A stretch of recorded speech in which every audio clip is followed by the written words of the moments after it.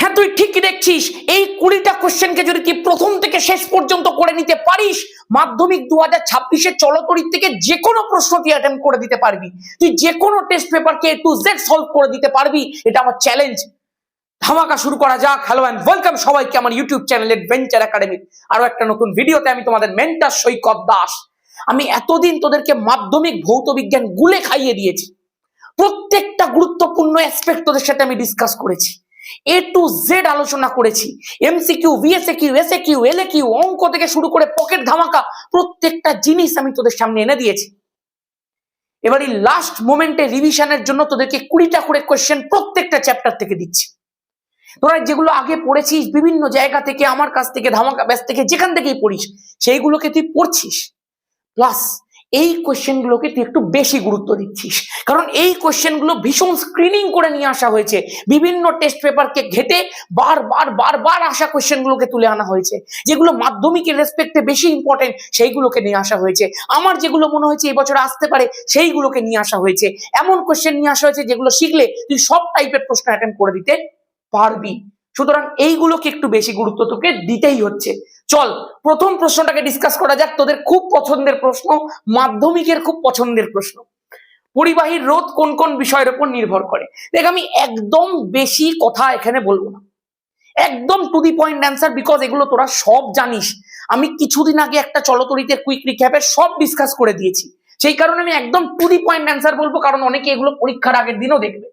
তোরা প্রত্যেকে জানিস রোধ দৈর্ঘ্যের সাথে সমানুপাতিক। মানে কোনো একটা পরিবাহী তারের দৈর্ঘ্য যত বাড়ে তার রোধ তত বাড়ে, মানে তার মধ্যে দিয়ে কারেন্ট তত বেশি বাধাপ্রাপ্ত হয়। এর একটা এক্সাম্পল কি দাঁড়া, ধরো একটা বিদ্যুৎ বন্ধন কেন্দ্র হয়েছে, এখান থেকে ধরো বিদ্যুৎ যাচ্ছে, এইটা ধর তোর বাড়ি, এটা ধর আমার বাড়ি। তোর বাড়ি পর্যন্ত একটা তার গেছে, আমার বাড়ি পর্যন্ত একটা তার গেছে। তুই আমাকে বল কোন তারটার দৈর্ঘ্য বেশি? তুই এট এনি টাইম বলতে পারবি দাদা তোমার বাড়িতে যে তারটা গেছে তার দৈর্ঘ্যটা বেশি। আচ্ছা, যদি তারের দৈর্ঘ্য বেশি হয় তার মানে সেই তারটার রোধও বেশি? আমি বললাম একদম একদম বেশি। দাদা তার মানে তোমার বাড়ি পর্যন্ত যে তারটা গেছে সেই তারের রোধ বেশি, তার মানে তোমার বাড়িতে কারেন্ট দেরি করে যাবে। কেন? রোধ বেশি মানে বাধা বেশি। বাধা বেশি কাকে বাধা দিচ্ছে? কারেন্টকে বাধা দিচ্ছে। তার মানে তোমার বাড়িতে কারেন্ট যেতে বেশি সময় লাগবে, তোমার বাড়িতে যেতে কারেন্টটা বেশি বাধা প্রাপ্ত হবে। আমার বাড়িতে যে তারটা গেছে তার দৈর্ঘ্যটা কম, তার মানে রোধটাও কম, তার মানে আমার বাড়িতে কারেন্ট তাড়াতাড়ি আসবে। তার মানে যত দৈর্ঘ্য বাড়বে তত রোধ বাড়বে, তত কারেন্ট যেতে দেরি হবে। ক্লিয়ার? দ্বিতীয় যে এক্সপ্লেনেশনটা আছে সেটা তোরা প্রত্যেকেই জানিস, আর প্রপোর্শনাল টু 1/a। তার মানে প্রস্থচ্ছেদের ক্ষেত্রফলের সঙ্গে রোধটা ব্যস্তানুপাতিক। দাদা এটা কি করে বোঝাবে? ধরো আমার কাছে প্রচুর জল আছে, প্রচুর প্রচুর প্রচুর জল আছে, আমার কাছে দুখানা পাইপ আছে। কোন পাইপটার মধ্যে দিয়ে আমি তাড়াতাড়ি জলটাকে পাস করিয়ে দিতে পারবো? তুই এট এনি টাইম বলবি দাদা এই পাইপটাকে কাজে লাগাও, এই পাইপটার মধ্যে দিয়ে তুমি তাড়াতাড়ি জল পাস করিয়ে দিতে পারবে। আমি বললাম কেন? কারণ এই পাইপটা চওড়া। আরে মানে এই পাইপটার প্রস্থচ্ছেদের ক্ষেত্রফলটা বেশি রে। এই পাইপটার প্রস্থচ্ছেদের ক্ষেত্রফল যদি বেশি হয়, প্রস্থচ্ছেদের ক্ষেত্রফল রোধের সাথে কি ব্যস্তানুপাতিক? তো প্রস্থচ্ছেদের ক্ষেত্রফল বেশি মানে রোধটা কম। রোধ কম মানে বাধা কম। রোধ মানে তো বাধা, তার মানে রোধ কম মানে বাধা কম। বাধা কম মানে তাড়াতাড়ি জল ফ্লো করবে। যদি তার এরকম মোটা হয়, যদি তারের প্রস্থচ্ছেদের ক্ষেত্রফল এরকম বেশি হয়, তাহলে তার রোধটা কম হবে, তার মধ্যে দিয়ে হু হু করে কারেন্ট যাবে, হু হু করে কারেন্ট যাবে। রোধ কম, বাধা কম, হু হু করে ফ্লো হবে। আর এখানে দাদা এর প্রস্থচ্ছেদের ক্ষেত্রফলটা বড্ড কম, প্রস্থচ্ছেদের ক্ষেত্রফলটা কম বলে এর রোধটা অনেক বেশি। বললাম একদম। রোধ বেশি মানে দাদা বেশি করে বাধা দেবে, বেশি করে বাধা মানে এর মধ্যে দিয়ে কারেন্ট যেতে, জল যেতে বেশি সময় লাগবে। Clear clear clear? সব সময় মনে রাখ এগুলো তো তুই লিখছিসই, এগুলো লেখার পরে আর প্রপোর্শনাল টু এল, আর প্রপোর্শনাল টু 1/a কে একসাথে জুড়ে আর প্রপোর্শনাল টু l/a তুই করে দিতে পারছিস, ওই পর্যন্ত দেখাবি। বাট এই যে দুখানা সমীকরণ আছে, এই যে দুখানা সম্পর্ক আছে, সেই দুখানা সম্পর্ককে একটু মেনশন করিস ভাই। এই দুটো সম্পর্ক পরীক্ষাতে অনেক সময় এমসিকিউতেও জিজ্ঞাসা করে, অনেক সময় ভিএসএকিউতেও জিজ্ঞাসা করে, অনেক সময় এই নির্ভরশীলতার মধ্যে অনেক টিচার দেখতে চায় যে কোনো একটা স্টুডেন্ট এই দুটোকে লিখেছে কিনা। অবশ্যই মেনশন করবে বিসমাথের কথা আর সেলেনিয়ামের কথা। একটা জিনিস অনেকে ভুলে যায় যে কোনটার সাথে কোনটা পারে, কোনটার সাথে কোনটা কমে, ট্রিকটা শিখে নে। বিসমাথ ধাতুকে চৌম্বক ক্ষেত্রে রেখে ক্ষেত্রের তীব্রতা বাড়াচ্ছি, মনে রাখবে এটা সমানুপাতিক সম্পর্ক হয়। যদি বাড়াই তাহলে রোধটা বৃদ্ধি পায়, তাহলে বিসমাথের ক্ষেত্রে বৃদ্ধি পাবে, সমানুপাতিক সম্পর্ক, তীব্রতা বাড়িয়ে দিয়েছে, তাহলে রোধটা বৃদ্ধি পাচ্ছে, ঠিক আছে। সেলেনিয়ামের ক্ষেত্রে ব্যস্তানুপাতিক সম্পর্ক হয়, সেলেনিয়াম ধাতুর উপর আপতিত আলোর তীব্রতা বৃদ্ধি পেলে তার রোধ হ্রাস পাবে। তাহলে বিসমাথের ক্ষেত্রে আমরা মনে রাখবো সমানুপাতিক সম্পর্ক, যদি তীব্রতা বাড়িয়ে দিই তাহলে রোধ বৃদ্ধি পাবে। আর সেলেনিয়ামের ক্ষেত্রে আমরা মনে রাখবো ব্যস্তানুপাতিক সম্পর্ক, যদি তীব্রতা আমরা বৃদ্ধি করি তাহলে রোধ হ্রাস পাবে। সেলেনিয়ামটা আমি বহুবার তোদেরকে বুঝিয়েও দিয়েছি, কুইক রিক্যাপের মধ্যে শিখিয়েও দিয়েছি। অনেকের বাড়িতে ঢং ঢং ঘড়ি থাকে, সকালবেলা করে দেখবি খুব জোর জোর বাজে, আর রাত্রিবেলা করে একবারে সাইলেন্ট হয়ে যায়, ওর পেছনে কিন্তু সেলেনিয়ামই রয়েছে। কথাটা নিশ্চয়ই প্রত্যেকে কুইক রিক্যাপে শিখেছিলি ভালো করে। এরপরে দেখ একটা প্রশ্ন আছে, প্রশ্নটা হচ্ছে ডিসি প্রবাহের কম্পাঙ্ক কত। দেখ 1 মার্কস দিয়েছে, আমি পুরো মার্কস সমেত এনে দিয়েছি। যদি এটা তোরা উত্তর কমেন্ট সেকশনে না দিতে পারিস তাহলে কিন্তু 1 এর মধ্যে একদম 0। চলো নেক্সট। समझदारों के लिए इशारा ही काफी है। 2 বলেছে ওহমের সূত্রটি বিবৃত করো। কি শেখাবো ভাই তোকে এটা, আমি কি শেখাবো তোকে আমি এটা? তোরা তো প্রত্যেকে জানিস। ধর এরকম একটা পরিবাহী আমি আঁকছি, এই আমি রোধ দেখিয়ে দিলাম একটা, এই পরিবাহিতার মধ্যে আমি ধর এইরকম একটা বিন্দু দেখালাম এ, এরকম একটা বিন্দু দেখালাম আমি বি। আমি ধর বললাম এ বিন্দুর বিভব হচ্ছে ভি এ, বি বিন্দুর বিভব হচ্ছে ভিবি। এবার তুই আমাকে একটা কথা বলতো, তাপ কিসের জন্য ফ্লো করে? উষ্ণতার পার্থক্যের জন্য ফ্লো করে। মানে কোনো একটা জিনিস প্রবাহের পেছনে কোনো একটা কারণ থাকে। তাপ যায় উষ্ণতার পার্থক্যের জন্য, উষ্ণতার পার্থক্য যত বৃদ্ধি পায় তত প্রবাহিত তাপের পরিমাণ বাড়ে। ঠিক একই রকম ভাবে এই এ এবং বি এর মধ্যে কারেন্ট যাবে, তড়িৎ প্রবাহিত হবে বিভবের পার্থক্যের জন্য। তার মানে দাদা কোনো একটা দিকের বিভব বেশি, আমি বললাম হ্যাঁ, আমি ধরে নিচ্ছি এ প্রান্তের বিভবটা বি প্রান্তের বিভবের থেকে বেশি, মানে V A is greater than V B. তার মানে একদম পরিষ্কার যে এ থেকে বি এর দিকেই কারেন্ট যাবে। ধর আমি বললাম আই পরিমাণ কারেন্ট যাচ্ছে। এবার দাদা এই কারেন্টটা যাচ্ছে কেন? ডিউ টু বিভবের পার্থক্য। বিভব দেখো বেশি কোনটা, ভিএ বেশি, তাহলে কতটা বেশি? ভিএ মাইনাস ভিবি, যেটা বড় মাইনাস যেটা ছোট, এটাকেই আমরা কি বলি? বিভবের পার্থক্য। আর বিভবের পার্থক্য যত বাড়বে প্রবাহিত কারেন্টের পরিমাণ তত বাড়বে। তার মানে আমি লিখতে পারি V A minus V B proportional to I. এই ভিএ মাইনাস ভিবিটাকে আমি ভি লিখতে পারি, তাহলে ভি প্রপোর্শনাল টু আই। আর এটাই তো ওহমের সূত্র। উষ্ণতা উপাদান এবং অন্যান্য ভৌত অবস্থা অপরিবর্তিত থাকলে কোন পরিবাহীর দুই প্রান্তের বিভব প্রভেদ এবং সেই পরিবাহীর মধ্যে দিয়ে প্রবাহ মাত্রা পরস্পরের সমানুপাতিক হবে। একদম পরিষ্কার। চলো এই সমানুপাতিক চিহ্নটাকে তুললে একটা ধ্রুবক আসে, সেই ধ্রুবকটার নাম হচ্ছে রোধ। তাহলে ভি ইকুয়াল টু আই আর, প্রত্যেকের কাছে ক্লিয়ার, ভেরি ইম্পর্টেন্ট রিলেশন। এইবার এখান থেকে একটা বিষয় দিয়েছে, ওহমের সূত্র থেকে রোধের সংজ্ঞা দাও। 1 + 1 + 1 বুঝতে পারছিস ভাই? তাহলে তোরা প্রত্যেকে জানিস সমীকরণটা যদি ভি ইকুয়াল টু আই আর হয় তাহলে আর ইকুয়াল টু লেখা যায় ভি বাই আই। মানে আমি এখান থেকে লিখতে পারি কোনো একটি পরিবাহীর দুই প্রান্তের বিভব প্রভেদ এবং সেই পরিবাহীর মধ্যে দিয়ে প্রবাহ মাত্রার অনুপাতকে রোধ বলা হয়। ক্লিয়ার আছে? নেক্সট প্রশ্নটা দেখ, বলেছে 3 পিন প্লাগের আর্থ পিনটি মোটা রাখার কারণ কি? এই প্রশ্নটা আরেকভাবে দেয়, আর্থ পিনটি মোটা এবং সামান্য বড় রাখার কারণ কি? আমি দেখ একদম নিজের ঘরের ছবি তুলে নিয়ে চলে এসেছি। এই যে তোদের এই বোর্ডটা লাগানো আছে, বোর্ডটা এই যে প্লাগটা, সেই প্লাগটা আমি তুলে নিয়েছি ভাই। এখানে দেখ এটা 3 পিন প্লাগ, তার মধ্যে একটা আর্থ পিন আছে, একটা লাইভ আছে, একটা নিউট্রাল আছে। এবার খেয়াল কর, মোটা রাখার কারণটা এবং বড় রাখার কারণটা হচ্ছে যাতে লাইভ আর নিউট্রাল কানেকশনের আগে আর্থের কানেকশনটা হয়ে যায়। দেখ, লাইভ আর নিউট্রাল এখনো পর্যন্ত টাচ করেনি, কিন্তু আর্থ টাচ করে গেছে, যাতে যদি কোনো কারণে বর্তনীর মধ্যে শর্ট সার্কিট থেকে থাকে সেটা যাতে আর্থ পিনের মধ্যে দিয়ে গ্রাউন্ড হয়ে যায়, সেটা যাতে আমার বোর্ডটাকে কোনো ক্ষতি না করে।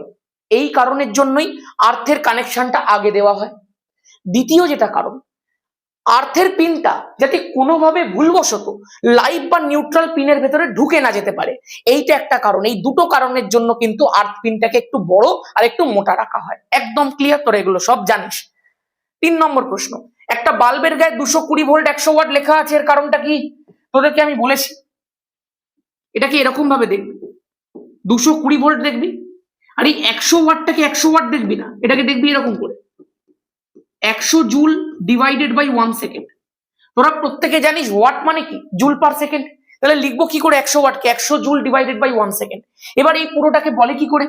না, বাল্বের গায়ে লেখা আছে 220 ভোল্ট 100 ওয়াট, মানে সেই বাল্বটাকে যদি আমরা 220 ভোল্ট বিভব প্রভেদে যুক্ত করি তাহলে সেটা সবচেয়ে উজ্জ্বল ভাবে জ্বলবে, এবং সেই মুহূর্তে সেটা প্রতি সেকেন্ডে 100 জুল হারে তড়িৎ শক্তি অপচয় করবে বা তড়িৎ শক্তি খরচ করবে। একদম পরিষ্কার 220 ভোল্ট লেখা, তার মানে ও 220 ভোল্টে যদি ওকে কানেক্ট করে দেওয়া হয় তাহলে ওর উজ্জ্বলতা ম্যাক্সিমাম হবে, এবং সেই মুহূর্তে যখন তাকে 220 ভোল্টে কানেক্ট করা আছে তখন সে প্রতি সেকেন্ডে, নিচে 1 সেকেন্ড আছে মানে প্রতি সেকেন্ডে 100 জুল হারে তড়িৎ শক্তি অপচয় করবে। ক্লিয়ার আছে? পরিষ্কার। তড়িৎ প্রবাহের তাপীয় ফল সংক্রান্ত জুলের সূত্রটা বিবৃত করো। এগুলো দেখ, তোদেরকে বহুবার আমি শিখিয়ে দিয়েছি, কিন্তু কিভাবে লিখতে হয় না লিখতে হয় সব দেখিয়ে দিয়েছি। তোরা প্রত্যেকে জানিস H proportional to I square হয়। জুলের সূত্রটা তো মেনলি উৎপন্ন তাপকে নিয়ে, তাহলে উৎপন্ন তাপ H proportional to I square মানে প্রবাহ মাত্রার বর্গ। কখন? যখন রোধ এবং প্রবাহের সময়টা ধ্রুবক থাকে। উৎপন্ন তাপ প্রপোর্শনাল টু R যখন I এবং T টা ধ্রুবক থাকে। উৎপন্ন তাপ প্রপোর্শনাল টু T যখন I এবং R টা ধ্রুবক থাকে। এই জিনিসগুলোকে লেখার আগে, 3টে পয়েন্ট লেখার আগে অবশ্যই প্রত্যেকটা টার্মকে মেনশন করবে। এই টার্মটা এইটাকে বোঝাচ্ছে, এই টার্মটা এইটাকে বোঝাচ্ছে, এই টার্মটা এইটাকে বোঝাচ্ছে। একজন আমাকে ছবি তুলে পাঠিয়েছে, ওর PV ইকুয়াল টু NRT সমীকরণের মধ্যে W লিখেছে, W-টাকে টিচার কেটে দিয়েছে। হুট করে কোনো জিনিস লিখবে না, প্রথমে সেই জিনিসটাকে মেনশন করবে যে এই জিনিসটা কি, W-টা কি সেটাকে মেনশন করতে হবে তোমাকে, তারপরে তুমি সেটাকে ইউজ করতে পারবে। ব্যাপারটা বুঝে দেখো, কিন্তু প্রত্যেকটা জিনিস এগুলো খেয়াল রাখবি, না তো 90 আপ খাতায় এগুলোকেই প্রথমে কাটে। তাহলে 3টে সমীকরণকে আমি কি করব বল, জুড়ে দেবো। তাহলে হয়ে গেল H proportional to I square RT। এবার যখন সমানুপাতিক চিহ্নটা উঠবে তখন H equal to I square RT divided by J হয়ে যাবে।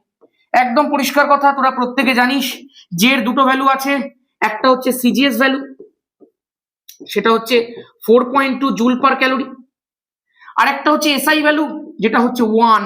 তোরা প্রত্যেকে নিশ্চয়ই জানিস এই 1টা কেন এলো, আমি কিন্তু বহুবার এই জিনিসটা তোদেরকে শিখিয়েছি। দেখ, CGS এর যে ভ্যালুটা আছে 4.2 জুল ডিভাইডেড বাই 1 ক্যালোরি, যখন SI তে যাই 1 ক্যালোরি মানে কত? 1 ক্যালোরি মানেও 4.2 জুল। তাহলে উপরে 4.2 জুল আগেও ছিল, এখনো লিখবো, নিচে 1 ক্যালোরিটাকেও কি লিখে দেবো, 4.2 জুল লিখে দেবো। তাহলে উপরেও 4.2 জুল, নিচেও 4.2 জুল, কেটে কুটে কত চলে এলো 1। এই জন্য SI তে ভ্যালুটা 1 হয়। ক্লিয়ার? নেক্সট, তড়িৎ কোষের, আচ্ছা কোষের তড়িৎচালক বল আর বিভব প্রভেদের পার্থক্য। এটা দেখ আমাদের বাস্তবিক জীবনের সাথে সম্পর্কিত, একদম আমাদের রিয়েল লাইফের সঙ্গে আমরা এটাকে তুলনা করতে পারি। আমি এটাকে আগেও তোদেরকে শিখিয়েছিলাম। দেখ, তোদের প্রত্যেকের মধ্যে একটা ম্যাক্সিমাম পোটেনশিয়াল আছে, একটা ম্যাক্সিমাম পাওয়ার আছে, একটা ম্যাক্সিমাম ক্ষমতা রয়েছে, একটা ম্যাক্সিমাম জজবা রয়েছে, একটা জুনুন রয়েছে। আমার মধ্যেও রয়েছে, তোর মধ্যেও রয়েছে, সবার মধ্যে রয়েছে। বাট আমরা কি সেই ম্যাক্সিমামটাকে ইউজ করতে পারি? তুই কি তোর ম্যাক্সিমাম এফর্ট সত্যি দিচ্ছিস? যদি দিতিস তাহলে আজকে অনেক বড় জায়গায় চলে যেতিস। তুই যদি লাইফে তোর ম্যাক্সিমাম এফর্ট দিয়ে দিতে পারিস তুই অনেক বড় জায়গায় চলে যাবি। বাট আমরা প্রত্যেকে কিছু না কিছুর জন্য আটকে যাই। কেউ রিলের জন্য, রিল দেখছে সারাদিন বসে বসে, কেউ বিভিন্ন কারণের জন্য আটকে যায়, মানে সবার জীবনে কিছু বাধা থাকে, সেটার জন্য সে তার ম্যাক্সিমাম এফার্টটা দিতে পারে না।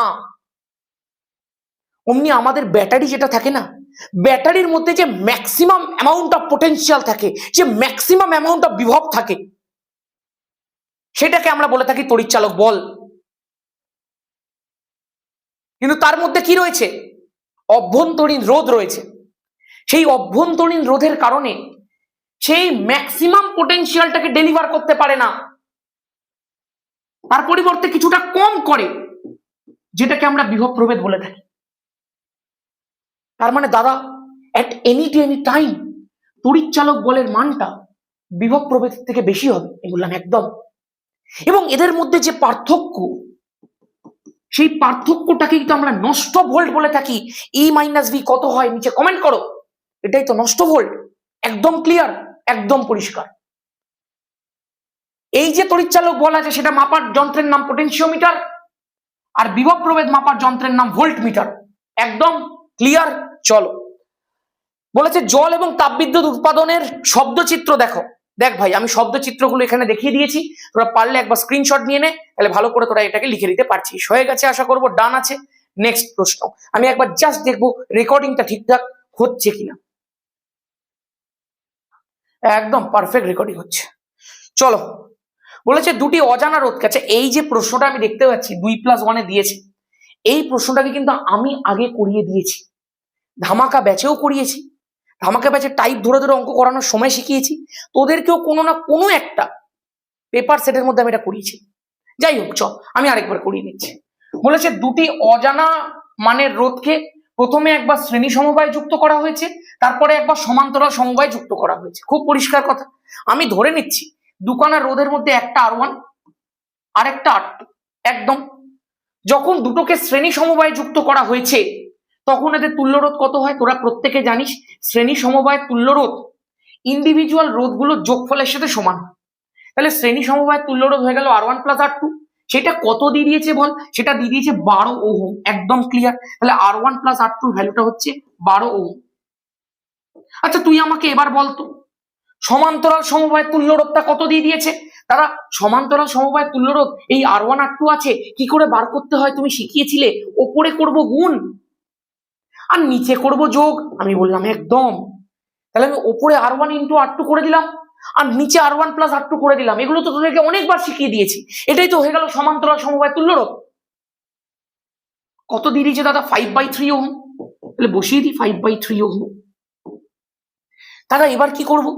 তুই একটা জিনিস দেখতে পাচ্ছিস কি, এই R1 + R2 তোকে দিয়ে দিয়েছে, এটাই তো এখানটা লেখা রয়েছে। তাহলে R1 + R2 এখানে বসিয়ে দেবো। বসা না, চল তাহলে লেখা যায় R1 R2 divided by R1 + R2 value কত? 12। তাহলে দাদা 12 বসিয়ে দিই। আমি বললাম হ্যাঁ। ইকুয়াল টু কত লেখা যাবে? 5/3 লেখা আছে তো লিখে দিই। আমি বললাম হ্যাঁ। দাদা 3 দিয়ে 12 কাটলে 4 হয়। তাহলে R1 × R2 ভ্যালুটা 5 × 4 20 পাওয়া যাচ্ছে। আমি বললাম হ্যাঁ একদম। তাহলে তুই পেলি কি বল? তুই পেলি R1 + R2, তুই পেলি R1 × R2। দুটো জিনিস তোর কাছে আছে। এবার তুই কি বার করবি বল? তুই বার করবি R1 - R2। এই টেকনিকটা আমি ফলো করি, বাকি তোরা যেরকম খুশি করে করতে পারিস। আমার কাছে প্লাসের ভ্যালু আছে, আমি মাইনাসের ভ্যালু বার করে যোগ বিয়োগ করে দিই, গল্প শেষ হয়ে যায়। ঠিক আছে, তাহলে R1 - R2 whole square equal to R1 + R2 whole square. আমি a - b হোল স্কয়ারের সেকেন্ড ফর্মুলা লাগাচ্ছি। a - b whole square equal to a + b whole square minus 4ab। একদম ক্লিয়ার। R1 + R2 ভ্যালু কত? 12। তাহলে দাদা 12 square minus 4 × 20। তাহলে 4 × 20 একদম Banglish. তাহলে হয়ে গেল 144 মাইনাস 4 20 80। এখানে হয়ে গেল 4, এখানে হয়ে গেল 6। R1 - R2 কে নেই আমার কোনো ভয়। R1 - R2 হয়ে গেল কত? 8। একদম পরিষ্কার। R1 + R2 12, R1 + R2 12। আমার রাস্তা দিয়ে সরো। তারপরে দিয়ে দিয়েছে R1 - R2 8, R1 - R2 8। খুব পরিষ্কার। শুধু পরীক্ষার হলে পরিষ্কার হয় না, এই যে R1 এই যে R2 আর এই যে R2 কেটে গেল, কারণ এটাকে প্লাস এটাকে মাইনাস, একদম পরিষ্কার। R1 R1 2 R1, দাদা 12 8 20। আমি বললাম হ্যাঁ, আমার হয়েছে একটু ভুঁড়ি, একটু না অনেকটাই। তাহলে এই যে R1 ইকুয়াল টু 20/2 হয়ে গেল 10, একদম পরিষ্কার। দাদা R1 প্লাস R2 হয়ে গেছে 12, তাহলে দাদা R2 বেরিয়ে যাবে। দেখো R1 এর ভ্যালু 10, 10 কে তুমি ওদিকে পাঠিয়ে দাও, 12 মাইনাস 10 হয়ে গেল 2 ওহম। বললাম হ্যাঁ, তাহলে R1 ও বেরিয়ে গেল, R2 ও বেরিয়ে গেল, আর কি চাই ভাই তোর, নাম্বার পেয়ে গেছিস। নেক্সট প্রশ্নে চলে যা। বলেছে তড়িৎ চুম্বক বা বৈদ্যুতিক ঘন্টায় কাঁচা লোহা ব্যবহার করা হয় কেন? এটা কিন্তু এমসিকিউ তো দেয় একটা। দেখ কাঁচা লোহার ক্ষেত্রে কি হয়, এটাকে খুব সহজে চুম্বকে পরিণত করে দেওয়া যায়, আবার খুব সহজে চুম্বকত্ব সরিয়েও নেওয়া যায় তার থেকে। মানে খুব সহজে ওটার মধ্যে চুম্বক ধর্ম দেওয়াও যায়, আবার খুব সহজে ওর থেকে চুম্বক ধর্ম কেড়ে নেওয়া যায়। চুম্বক গ্রাহিতা অনেক বেশি হয়, ওই জন্য ওকে সহজে চুম্বকে পরিণত করা যায়, আবার সহজে বিচুম্বকও করে নেওয়া যায়। ঠিক আছে, চলো নেক্সট। এই কারণে ওটাকে ইউজ করা হয়। নেক্সট কোয়েশ্চেন, 7 নম্বর কোয়েশ্চেন। 7 নম্বরই তো রে, 6 নম্বর মিস। হ্যাঁ তাই বলি, 6 নম্বরটা মিস হলো মনে হলো। 5 ওহম অভ্যন্তরীণ রোধ এবং 2 ভোল্ট তড়িৎচালক বল বিশিষ্ট একটা তড়িৎ কোষকে 15 ওহম রোধের সঙ্গে যুক্ত করা হয়েছে। আচ্ছা, কোষের প্রান্তদ্বয়ের মধ্যে, এটা মনে হয় WBH এর প্রশ্ন আছে, কোষের প্রান্তদ্বয়ের মধ্যে বিভব প্রভেদ কত হবে নির্ণয় করে দেখাও। দেখ ভাই, সমীকরণ একদম ক্লিয়ার আমার কাছে। যখনই এই ধরনের অভ্যন্তরীণ রোধের অঙ্ক দেবে, দুটো সমীকরণ বাদ দিয়ে আর কিছু কাজে লাগে না। একটা হচ্ছে E minus V equal to IR, এইটা একটা লাগতে পারে, যেখানে কখনো কখনো আরটা ছোট, E minus V equal to IR, এইটা একটা কাজে লাগতে পারে। যখন তোকে কখনো কখনো ভিটা ভি হিসাবে রাখতে হবে, কখনো কখনো ভিটা I ইন্টু বড় আর করে দিতে হবে, সেগুলো ফ্যাক্টর নয়। আরেকটা হচ্ছে এইটা, আমি একটু করে দেখাই। E মাইনাস এই ভিটাকে আমি লিখি IR ইকুয়াল টু, আমি লিখতে পারি IR, একদম পরিষ্কার। আমি IR টা এদিকে নিয়ে যাই, তাহলে E ইকুয়াল টু লেখা যায় IR প্লাস IR, একদম পরিষ্কার। তাহলে দাদা এখান থেকে I now common, R plus R হয়ে গেল, ইকুয়াল টু লেখা যায় E। আমি বললাম একদম। তাহলে দাদা এখান থেকে I ইকুয়াল টু লেখা যায় E by R plus R। এই সূত্রটাও তো আমরা জানি। আমি বললাম একদম জানি। এখানে কোনটা কাজে লাগবে এবার দেখেন। বলেছে 5 ওহম অভ্যন্তরীণ রোধ, এবার ভ্যালু গুলোকে লেখ চুপচাপ, কিচ্ছু দেখবি না আর, তুই এখানে শুধু ভ্যালু লিখবি, ভ্যালু দেখবি বাকি সব নিজে থেকেই হ্যালো হ্যালো করছে। 5 ওহম অভ্যন্তরীণ রোধ, তার মানে R1, এই শুধু আর, এখানে 1 প্রাণের গল্পই নেই। অভ্যন্তরীণ রোধ মানে কি? ব্যাটারির ভেতরকার রোধ। সেই অভ্যন্তরীণ রোধটাকে আমরা কি ধরি? ছোট হাতের আর ধরি। তাহলে ছোট হাতের আর এর ভ্যালু কত দিয়ে দিয়েছে তোকে? 5 ওহম দিয়ে দিয়েছে। 2 ভোল্ট তড়িৎচালক বল, তড়িৎচালক বলটা কোনটা? E ধরি আমরা, তাহলে E এর ভ্যালুটা আমাদের দিয়ে দিয়েছে 2 ভোল্ট, একদম পরিষ্কার। একটি তড়িৎ কোষকে 15 ওহম রোধের সঙ্গে যুক্ত করা হয়েছে, মানে বহির্বর্তনীর রোধ বড় হাতের আর দিয়ে দিয়েছে 15 ওহম, খুব ভালো কথা। কোষের প্রান্তদ্বয়ের বিভব প্রভেদ কত হবে? আচ্ছা, ভি বার করতে দিয়েছে রে ভাই, বহুত বাড়িয়া কোশ্চেন আছে, আই দিয়ে দেয়নি এখানে। তাহলে এক কাজ করি, প্রথমে আমাকে আইটা বার করতে হবে। উইথাউট আই তুই কি করে ভি বার করবি? তুই তো ভি ইকুয়াল টু IR সমীকরণে যখন বসাতে যাবি, তোর কাছে তো আর রয়েছে, বাট আই না বেরোলে ভি কি করে বেরোবে? তাহলে তোকে প্রথমে কি বার করতে হবে? আই। তাহলে কোন ফর্মুলা কাজে লাগাতে হবে? এইটা, কারণ ই দেওয়া আছে, আর দেওয়া আছে, আর দেওয়া রয়েছে, তাহলে পরিষ্কার লাগিয়ে দে formula. I equal to E by R plus R. I equal to E এর ভ্যালু কত বল? 2, বড় আর এর ভ্যালু কত বল? 15, ছোট আর এর ভ্যালু কত বল? 5। সাইডে সমান চিহ্ন দিতে নি, তাও দিচ্ছি, জায়গা কম আছে। 2 বাই 15 প্লাস 5 20, সবাই হয়ে গেছে বুড়ি। 2 দিয়ে 20 কাট, 1 এর 10, 1 এর 10 অ্যাম্পিয়ার। ঠিক আছে, তাহলে আই এর ভ্যালু বেরিয়ে গেছে, একদম ক্লিয়ার। তাহলে দাদা এবার हम कैसे करें? বললাম ভাই V equal to IR, very important, রিলেশনের মধ্যে বসিয়ে দে। ভি ইকুয়াল টু, খেয়াল করে দেখবি, ভি ইকুয়াল টু আই এর ভ্যালু কত বেরিয়ে গেছে বল? 1/10, আর এর ভ্যালুটা দিয়ে দিয়েছে 15, তাহলে 15/10, 1.5 volt is the correct option, একদম ক্লিয়ার, চারিদিকে ক্লিয়ার একদম। চলো আচ্ছা, এর সাথে একটা ছোট্ট প্রশ্ন দিয়ে যায়, ছোট্টই হয়ে গেছে প্রশ্নটা, একটু বড় করি। বলে যে নষ্ট ভোল্ট কাকে বলে, এই জায়গা থেকে পরেরটা, ফিউজ তারের সঙ্গে নাইক্রোম তারের পার্থক্য কি? আচ্ছা বেটা, এর সঙ্গে একটা অথবার প্রশ্ন, মানে অথবার প্রশ্ন না, অ্যাকচুয়ালি এই প্রশ্নটাকে এরকম ভাবে দিতে পারে, আমি সেটা দেখিয়েছি। বৈদ্যুতিক হিটারে নাইক্রোম তার ব্যবহার করা হয় কেন? দেখবি যারা আমাদের 5 মিনিট রিভিশন দেখেছে তারা এই প্রশ্নটা পেরে যাবে। একদম লজিক্যাল কনটেক্সটে বিষয়টা একটুখানি চিন্তা করে দেয় যে কেন ওই জিনিসটা ওখানেই ইউজ করা হয়। ওয়াই নাইক্রোম তার ইজ ইউজড ইন হিটার, আর কেনই বা ফিউজ তারের ওরকম একটা কাজ থাকে, খুব ভালো করে মন দিয়ে শুন। দেখ, আমাদেরকে দুটো প্রপার্টির ভিত্তিতে বিষয়টাকে আলাদা করতে হবে। আমি জাস্ট এক এক করে তোকে বিষয়টাকে বুঝিয়ে দিচ্ছি। প্রথমটা হচ্ছে রোধাঙ্ক, আর 2 নম্বর হচ্ছে গলনাঙ্ক। আমি এখানটায় লিখছি ফিউজ তার, এখানটা আমি লিখছি নাইক্রোম তার। তোরা প্রত্যেকেই জানিস নাইক্রোম তারের উপাদান, নাইক্রোম আলাদা আলাদা করে দে, নিকেল, ক্রোমিয়াম, আর তার সাথে আয়রনটা এসে জুড়ে বসে। ফিউজ তারের উপাদান নিচে কমেন্ট করো উইথ পার্সেন্টেজ। তোরা প্রত্যেকে দেখ জানিস, রোধাঙ্ক যত বাড়বে, যত রোধাঙ্ক বেশি হবে তত রোদ বেশি হয়ে যাবে, যত রোদ বেশি হবে, যত ঘষা লাগবে তত তাপ উৎপন্ন হবে, তত বেশি বেশি বেশি বেশি বেশি বেশি বেশি বেশি করে তাপ উৎপন্ন হবে যত রোদ বাড়বে। তার মানে এদের দুজনেরই লক্ষ্য রোধাঙ্কটাকে বেশি করা, কারণ ফিউজ তারের লক্ষ্যটা কি? তাপ উৎপন্ন করে তাড়াতাড়ি গলে যাওয়া। নাইক্রোম তারের উদ্দেশ্যটা কি? হিটারটার মধ্যে বেশি করে তাপ উৎপন্ন করা। তাহলে দুটোরই উদ্দেশ্য তাপ উৎপন্ন করা, তাহলে দুটোর ক্ষেত্রেই রোধাঙ্কটা বেশি থাকতে হবে। ফিউজ তারেরও উচ্চ রোধাঙ্ক থাকতে হবে, নাইক্রোম তারেরও উচ্চ রোধাঙ্ক থাকতে হবে। রোধাঙ্ক বেশি হলে বেশি পরিমাণে তাপ উৎপন্ন হবে। গলনাঙ্ক, ফিউজ তার কি চাইবে?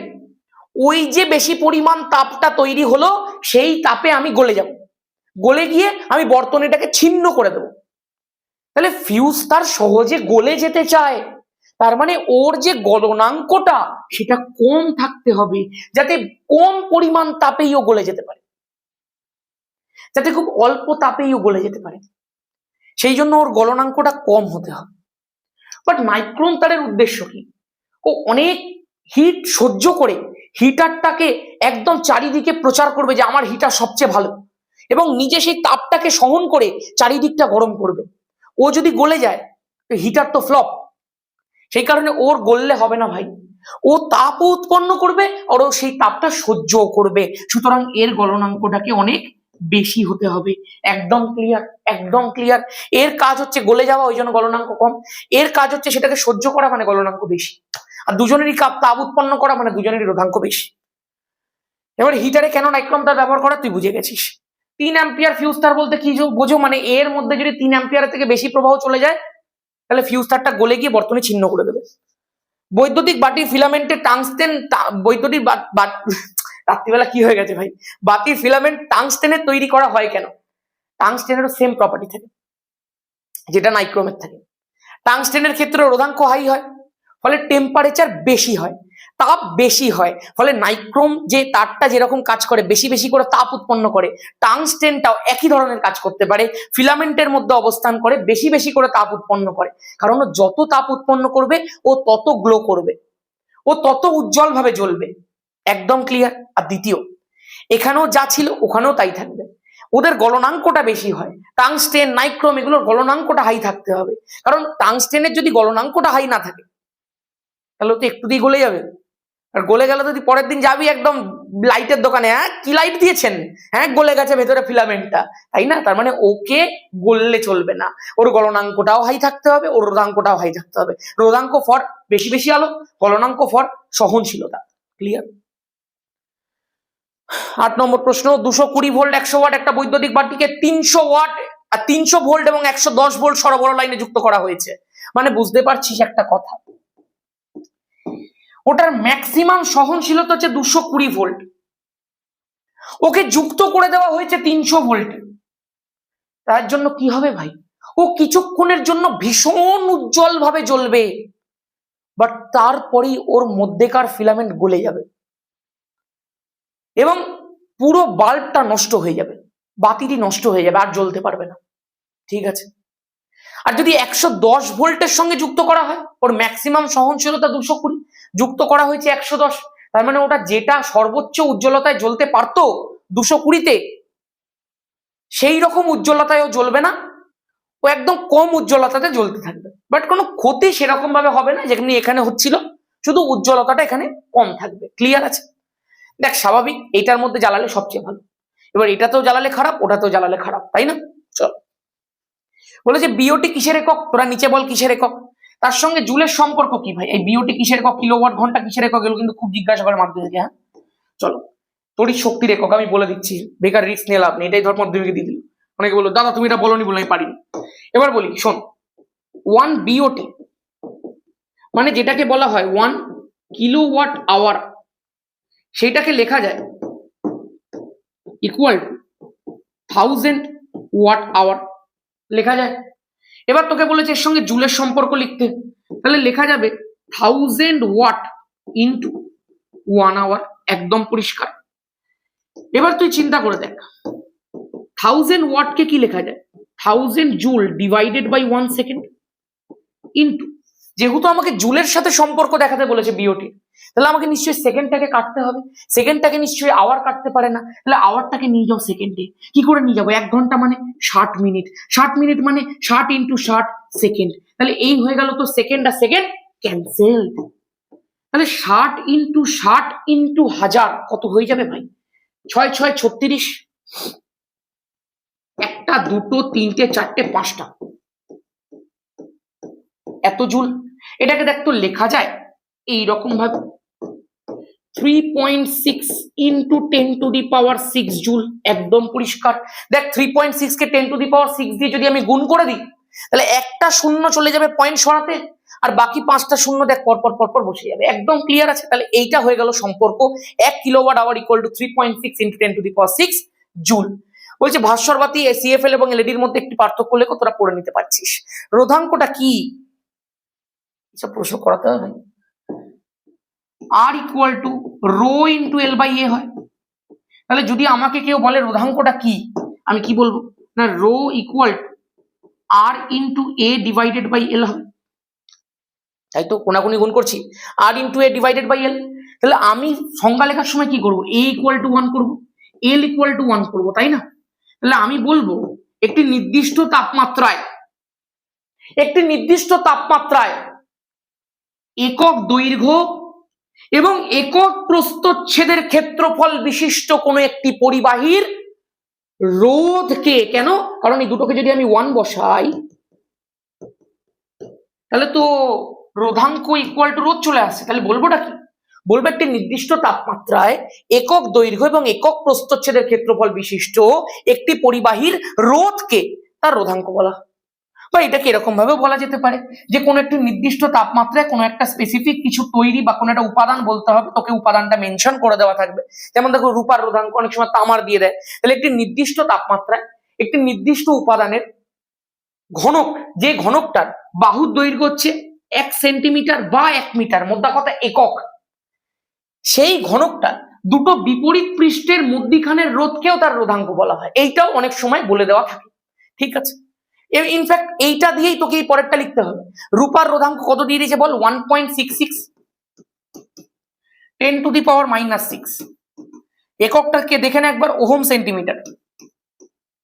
এইটা বলতে কি বোঝো, তাই তো বলেছে, তার মানে এখানে তোকে বলতে হবে একটি নির্দিষ্ট তাপমাত্রায় 1 সেন্টিমিটার বাহুর দৈর্ঘ্য বিশিষ্ট, কারণ এখানে সেন্টিমিটার দিয়ে দিয়েছে, একটি নির্দিষ্ট তাপমাত্রায় 1 সেন্টিমিটার বাহুর দৈর্ঘ্য বিশিষ্ট একটি রূপর ঘনকের দুটি বিপরীত পৃষ্ঠের মাঝখানের রোধ 1.66 into 10 to the power -6 ohm, এইটুকুই হচ্ছে গল্প। এবার তুই বলবি দাদা এই একক ঘনকটা মানে 1 সেন্টিমিটার বাহু কেন বললি, আরে 1 সেন্টিমিটার বাহু বলেছি মানে এল এর ভ্যালুটাও 1 হয়ে গেল, আর 1 সেন্টিমিটার বাহু বলেছি মানে এই প্রস্থচ্ছেদের ক্ষেত্রফলটাও যেটা বেরোবে সেটাও 1 হয়ে গেল, কারণ ঘনক মানে কি ভাই, বর্গক্ষেত্রের একটা 3D রূপ, তাই না? বাহু গুণ বাহুই তো হবে, 1 গুণ 1 করলে তো 1ই হবে, সেই জন্য 1 সেন্টিমিটার বাহু বিশিষ্ট বলে দিয়েছি, একদম ক্লিয়ার আছে। চল এগুলো আমাকে আর নতুন করে করাতে হবে, এগুলো ছোটবেলায় তোরা পড়ে এসেছিস, 10 এর একদম শুরুতে। বলেছে পরিবাহী, অর্ধ পরিবাহী, অতি পরিবাহীর ক্ষেত্রে রোধাঙ্ক উষ্ণতার লেখচিত্র। আমি জাস্ট একটু কুইকলি দেখিয়ে দিই। পরিবাহীর ক্ষেত্রে রোধাঙ্কের সাথে উষ্ণতা যদি বলা হয় তাহলে সেটা এরকম ভাবে চলে যায়, উষ্ণতা বাড়ার সঙ্গে সঙ্গে রোধাঙ্ক বাড়তে থাকে একদম। যদি অর্ধ পরিবাহী বলা হয়ে থাকে তাহলে অর্ধ পরিবাহীর ক্ষেত্রে রোধাঙ্ক উষ্ণতার লেখচিত্রটা সমপরাবৃত্ত হয়। মানে বুঝতে পারছিস, উষ্ণতা যত বাড়ে রোধাঙ্ক তত কমতে থাকে, তাই না? ধর আমি এখানটা দেখাচ্ছি, এখানে ধর উষ্ণতা আছে, তাহলে তখন রোধাঙ্কটা এখানে। উষ্ণতা যদি বেড়ে যায় তাহলে দাদা রোধাঙ্ক কমে গেল, একদমই তাই। উষ্ণতা যত বাড়লো রোধাঙ্ক তত কমলো, ওই জন্যই সমপরাবৃত্ত লেখচিত্র হয়েছে। আর অতি পরিবাহীর ক্ষেত্রে কেসটা একটুখানি অন্য ধরনের। অতি পরিবাহীতে কি হয়, রোধাঙ্ক, এখানে ধর রোধাঙ্ক প্লট করছি, এখানে উষ্ণতা প্লট করছি।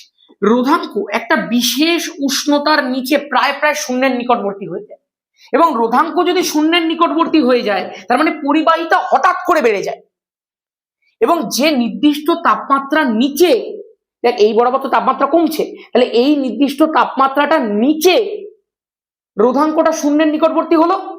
এই যে তাপমাত্রাটা রয়েছে, এই স্পেসিফিক টেম্পারেচারটাকে বলা হয় ক্রিটিক্যাল টেম্পারেচার বা সংকট তাপমাত্রা। পারদ একটা অতি পরিবাহী রূপে আচরণ করে, যেখানে ক্রিটিক্যাল টেম্পারেচারটা হচ্ছে 4.2 কেলভিন। ঠিক আছে, চলো এগুলো সব তোরা জানিস, জাস্ট একটা কুইক রিক্যাপ করে দিচ্ছি। শ্রেণী সমবায় তুল্যরোধের রাশিমালা শিখিয়ে দিয়েছি না কুইক রিক্যাপ সিরিজটার মধ্যে, কুইক রিক্যাপটার মধ্যে দেখিয়ে দিয়েছি না? আমি জাস্ট এখানে একটা কুইক তোদেরকে রিভিউ দিয়ে দিচ্ছি, কুইক একটা রিভিউ তোদেরকে জাস্ট একটু মনে করিয়ে দিচ্ছি। ধর এই একটা রোধ আছে, এই একটা রোধ আছে, এই একটা রোধ আছে, এই তিনটে রোধ পরপর পরপর যুক্ত, মানে শ্রেণী সমবায় যুক্ত। এখানে ধর এ বিন্দু আছে, এখানে ধর বি বিন্দু আছে, এখানে ধর এ আর বি এর মাঝে যে রোধটা যুক্ত সেটা ধর R1, বি আর সি এর মাঝে যেটা যুক্ত সেটা হচ্ছে R2, সি আর ডি এর মাঝে যেটা যুক্ত সেটা হচ্ছে R3। এই তো ব্যাপার। এখান থেকে আই প্রবাহ যাচ্ছে, R1 এর মধ্যে দিয়েও আই প্রবাহ গেল, I2 এর মধ্যে দিয়েও আই প্রবাহ গেল, R3 এর মধ্যে দিয়েও আই প্রবাহ গেল। তাহলে R1 এর মধ্যে দিয়ে যে প্রবাহ যাচ্ছে, R2 এর মধ্যে দিয়েও সেই প্রবাহ যাচ্ছে, R3 এর মধ্যে দিয়েও সেই প্রবাহ যাচ্ছে। মানে কি, যদি প্রত্যেকটা রোধের মধ্যে দিয়ে সেম প্রবাহ যায়, যদি কারেন্টটা সেম থাকে, যদি তড়িৎ প্রবাহ মাত্রাটা চেঞ্জ না হয়, সবকটার মধ্যে যদি একই তড়িৎ যায়, একই কারেন্ট যায়, তার মানে প্রত্যেকটা রোধ শ্রেণী সমবায় আছে। ক্লিয়ার? এবার কি করে বলতে হয় একদম কুইক দেখাবো কিন্তু। হ্যাঁ, VA মাইনাস VB, কারণ এ থেকে বি এর দিকে যাচ্ছে, তাহলে নিশ্চয়ই VA মাইনাস VB আছে। আই যাচ্ছে R1 আছে, I into R1, VB minus VC, I into R2, VC minus VD, I into R3। একদম পরিষ্কার, তিনটে সমীকরণ দেখছিস, তিনটেকে যোগ করে দে। VA minus VB plus VB minus VC plus VC minus VD equal to I তিনটে থেকে কমন চলে যাবে, R1 plus R2 plus R3। একদম পরিষ্কার। তাহলে দাদা বলো তাড়াতাড়ি, বি বি সি সি সব কেটে গেল, তাহলে VA minus VD equal to I R1 plus R2 plus R3।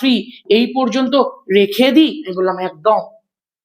এবার তুল্য রোধ, তো মানে তুমি তিনটে রোধকে সরিয়ে দিই, আমি দেখবি যখন কুইক রিক্যাপটা করেছিলাম দড়ি টানাটানি খেলা দিয়ে বুঝিয়ে দিয়েছিলাম, ওখানে তিনটে রোধকে সরিয়ে দাও, সরিয়ে দিয়ে একটা রোধ বসাও। তাহলে এ আর ডি বিন্দু, কারণ এই দুটো কর্নার, এটা এ আছে এটা ডি আছে, তাহলে কর্নার দুখানা বিন্দুর মাঝে আমি একটা রোধ বসাচ্ছি বড় হাতের আর। আমি ধরে নিচ্ছি এই রোধটা বসালে, এই তিনটের পরিবর্তে যদি আমি একটা রোধ বসাই, তাহলে বর্তনীর মূল প্রবাহ মাত্রাটা এখনো অপরিবর্তিতই থাকবে। তাহলে এই যে বড় রোধটা, সেটা এই তিনটে রোধের তুল্য রোধ। ধর দুজন মিলে দড়ি টানাটানি খেলা খেলছে, দুজনকে সরিয়ে আমি একা নিলাম, যে জায়গাতে দড়ি ছিল সেখানেই আছে, তাহলে দুজনের তুল্য রোধ আমি, তুল্য আমি। এখানেও তিনজনকে সরিয়ে দিয়ে একজন বসালাম, মূল প্রবাহ মাত্রা আগেও আই ছিল, এখনো আর আছে, এখনো আই আছে, তার মানে এখানে স্বাভাবিকভাবে এই বড় হাতের আটটা এই ছোট তিনটে রোধের তুল্য রোধ। একদম ক্লিয়ার। এ এখানে আই গেস ডি ছিল, ডি ছিল, ডি। তাহলে যদি আমি এখানটা ওহমের সূত্র লাগাই, তাহলে VA minus VD equal I into R লেখা যায়। আর এখানটাতে কি হলো দাদা, VA minus VD equal to I into এই পুরোটা। তাহলে দুটোকে যদি আমি তুলনা করি, তাহলে R এর ভ্যালুটা কি পাওয়া যাচ্ছে, R1 plus R2 plus R3। তাহলে যদি শ্রেণী সমবায়ের তুল্যরোধ বলতে বলা হয়, তাহলে আমি বলতে পারি শ্রেণী সমবায়ের তুল্যরোধের মান বর্তনীর প্রত্যেকটা ছোট ছোট রোধের সমষ্টির সাথে সমান। দিস ইজ দ্য তুল্য রোধের ফর্মুলা, আর কিচ্ছু না। এখান থেকে একটা 1 নম্বরের প্রশ্ন দিয়েছে, 2 + 1 দেখতে পাচ্ছি। বলেছে দেখাও যে শ্রেণী সমবায় তুল্য রোধের মান বর্তনীর সকল রোধের তুলনায় বেশি। এটা কিন্তু খুব ইললজিক্যাল একটা প্রশ্ন। কেন বলছি বল ইললজিক্যাল? কারণ যে তুল্য রোধটা তুই প্রত্যেকটা রোধকে যোগ করে পাচ্ছিস, স্বাভাবিকভাবে সেই তুল্য রোধের মানটা প্রত্যেকটা ইন্ডিভিজুয়াল রোধের থেকে বেশিই হবে। এটা আলাদা করে বলার কি কিছু আছে? কিন্তু এটা প্রমাণ করতে হবে তোকে। যখন প্রমাণ করতে দেবে তখন একটু চাপে পড়ে যাবি, তুই প্রসেসটা না জানবি।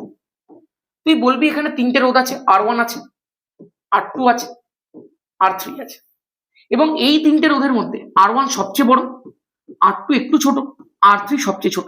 তোকে বলে দিয়েছে এই 3টে রোধের তুল্য রোধ হচ্ছে R, এবং তোকে দেখাতে বলেছে এই তুল্য রোধের মান সবচেয়ে বড় রোধের থেকেও বড়। কি করে দেখাবো দাদা? R = লেখা যায় R1 + R2 + R3, একদম পরিষ্কার।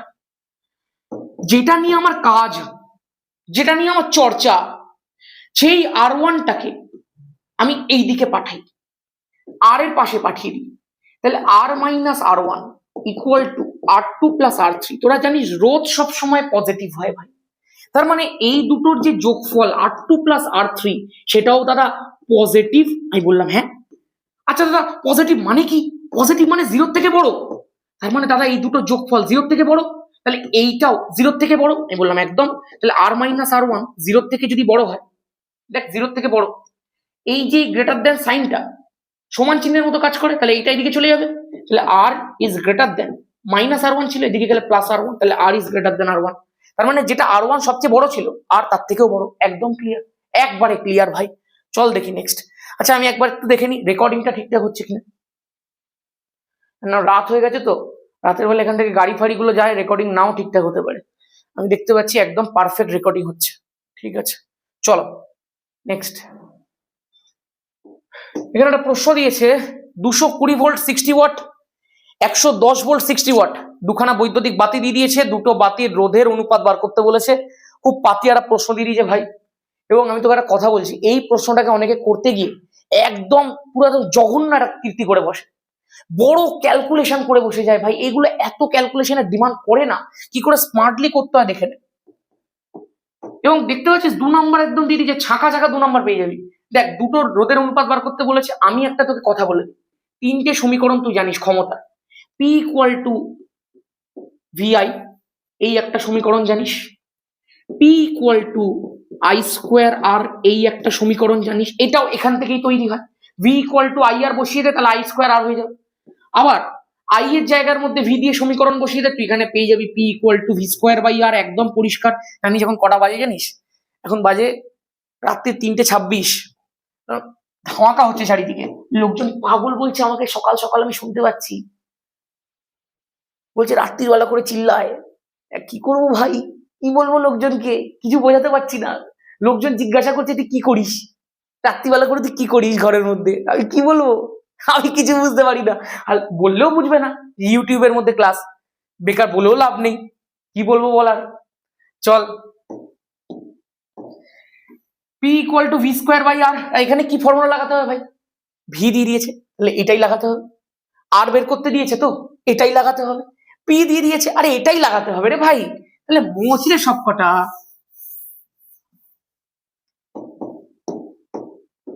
P = V²/R, তাই তো? আমি একটা জিনিস দেখতে পাচ্ছি, কি দেখতে পাচ্ছি না, এখানেও 60 ওয়াট, এখানেও 60 ওয়াট, তাহলে পিটাকে আমি পি রাখছি। যেহেতু ভিটা চেঞ্জ হচ্ছে, আমি এখানে V1 দিয়ে দিচ্ছি। যেহেতু আরটাও চেঞ্জ হবে, আমি এখানে R1 দিয়ে দিচ্ছি। আর এখানেও আমি দিচ্ছি P = V²² / R2, একদম পরিষ্কার, একদম পরিষ্কার। এইবার একটা জিনিস মন দিয়ে শুনে নে, R1 এর ভ্যালুটা কত বেরিয়ে যাবে? V1², V1 কত? 220। কোনো দিন গুণ করবি না, এইরকম রেখে দে। অনুপাত বার করতে দিয়েছে তো, এরকম রেখে দিবি। অনেকে গুণ করে দেয়, কি করতে করিস ভাই তোরা? নিচে চলে আসবে P, তাহলে নিচে কত চলে এলো বল? 60। R2 ভ্যালু কত চলে আসবে? V2², V2 কত? 110, তাহলে 110 গুণ 110। নিচে চলে এলো P কত বল? 60। ব্যাস, কোনো গুণ নয়, কিছু নয়, আমি সিম্পল এবার অনুপাত করে দেবো। অনেকে এখানে ভুল করে দেখ, একদম গুণ ফোন করে বসে থাকে। তাহলে R1 এর ভ্যালুটা কত? 220 গুণ 220 ডিভাইডেড বাই 60। R2 এর ভ্যালু কত বল? 110 গুণ 110 ডিভাইডেড বাই 60। এইবার আমি কি করব বলো? আমি না সমান চিহ্নর পাশে সমান চিহ্ন দিতে হয় এরকম ভাবে। দেখ 220 গুণ 220, 60টা নিচে নামলো, ইন্টু 110 গুণ 110, এই 60টা ঘুরে 220 সাথে গুণ হয়ে গেল। এর আবার সুর বেরিয়েছে কেন একটা? চলো এবার দেখ 60 কেটে গেল।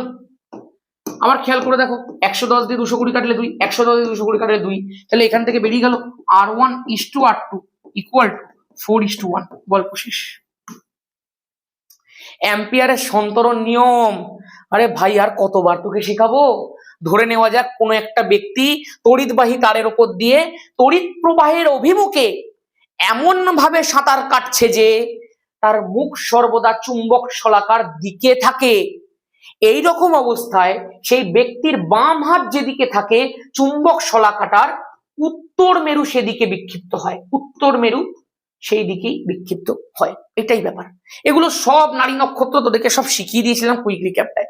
নেক্সট প্রশ্নটা দেখা যাক কি বলে দিয়েছে। বলেছে ফ্লেমিং এর বাম হস্ত নিয়মটি বিবৃত করো। মোটর ডায়নামোর মধ্যে দুটি পার্থক্য। খুব ইম্পর্টেন্ট প্রশ্ন, বারবার এসছে, তোরা প্রত্যেকে পারবি ভাই।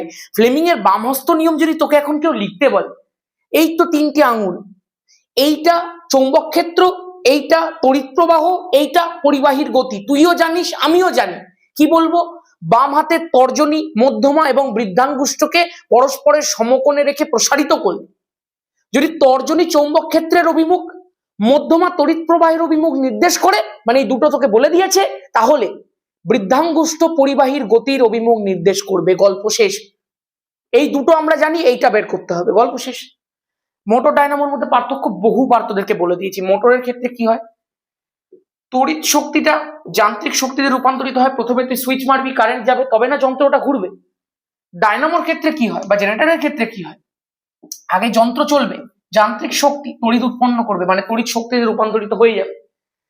মোটর কাজ করে তড়িৎ প্রবাহের উপর চুম্বকের ক্রিয়ার ভিত্তিতে, আর ডায়নামো কাজ করে তড়িৎ চুম্বকীয় আবেশের ভিত্তিতে। নিশ্চয়ই প্রত্যেকের মনে আছে। মোটরের ক্ষেত্রে ঘূর্ণনের অভিমুখ বামহস্ত নিয়ম, ডায়নামোর ক্ষেত্রে তড়িৎচালক বল ডান হস্ত নিয়ম। ঠিক আছে, চলো বার্লোর চক্রের ঘূর্ণন নিয়ন্ত্রণকারী বিষয়গুলি লেখো। বার্লোর চক্র তো বামহস্ত নিয়মেরই অ্যাপ্লিকেশন। দুটো ফ্যাক্টর, একটা চৌম্বক ক্ষেত্র, একটা তড়িৎ প্রবাহ। যে কোনো একটাকে স্থির রেখে যদি আরেকটাকে পাল্টে দেওয়া যায়, চক্রের ঘূর্ণন বিপরীত দিকে হয়ে যাবে। তুই চৌম্বক ক্ষেত্রের অভিমুখটাকে স্থির রাখ, তড়িৎ প্রবাহের অভিমুখটাকে বিপরীত করে দে, চক্রের ঘূর্ণন পাল্টে যাবে। তড়িৎ প্রবাহের অভিমুখটাকে স্থির রাখ, চৌম্বক ক্ষেত্রটাকে বিপরীত করে দে, চক্রের অভিমুখ পাল্টে যাবে। দুটোকে একসাথে পাল্টে দিলে চক্রের অভিমুখ সেম থাকবে, চক্রের ঘূর্ণন সেম থাকবে। যদি দুটোকে তুই বৃদ্ধি করিস, চক্রের ঘূর্ণনের গতি বেড়ে যাবে।